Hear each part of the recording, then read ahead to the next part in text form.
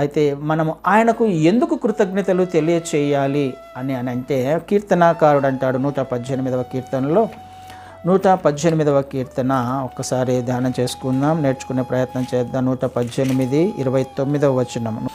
ఎందుకు మనం ఆయనకు కృతజ్ఞతలు తెలియచేయాలి?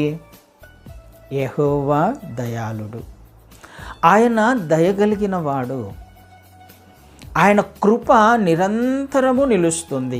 ఏ సమయములో కూడా మనల్ని విడిచిపెట్టదు, ఆయన బిడ్డలను విడిచిపెట్టదు. ఆయన సన్నిధిని విడిచిపెట్టడానికి ఆయన ఇష్టపడట్లా. ఆయన కనికరం కలిగిన దేవుడు, దయగలిగిన దేవుడు కదండి.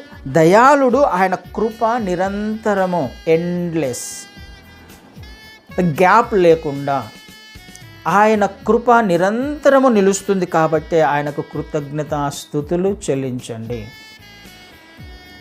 ఆయన కృప ఒకవేళ మన పక్షముగా లేనట్లయితే, ఏదో ఒక గ్యాప్, లేకపోతే ఒక రోజో 2 రోజులో లేకపోతే కొన్ని దినాలు మనల్ని ఆయన కృప విడిచిపెట్టి ఉన్నట్లయితే ఏమైపోయి ఉండేవారమో ఒక్కసారి ఆలోచన చేస్తే మనకే అర్థమవుతుంది. మన ప్రయాణాలలో ఆయన కృప మనకు తోడుగా లేకపోతే, మన అనుదిన జీవితంలో ఆయన కృప మనకు తోడుగా లేకపోతే ఏమైపోయి ఉండేదో ఒక్కసారి ఆలోచన చేస్తే మనకు అర్థమవుతుంది.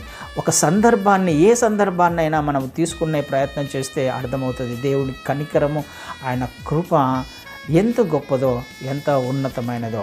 ఆయన కృప నిరంతరము ఉంటుంది కాబట్టే మనం ఆయనకు కృతజ్ఞతలు తెలియచేయాలి.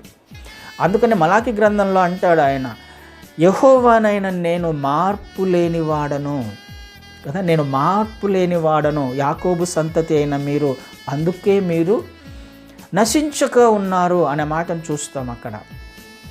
లయము కాకుండా ఉన్నారు అనే మాట చూస్తాం అక్కడ. ఆయన మార్పు లేనివాడు కాబట్టే, ఎందులో మార్పు లేడు?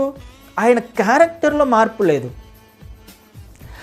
ఆయన క్యారెక్టర్ ఏంటి? దయాళుడు, ఆయన దయగలిగిన వాడు ఆయన కదండి. ఆయన దయగలిగిన వాడు కాబట్టి నేను మార్పు లేని వాడిని కాబట్టి మీరు ఇంకా లయం కాలేదు అని అంటున్నాడు.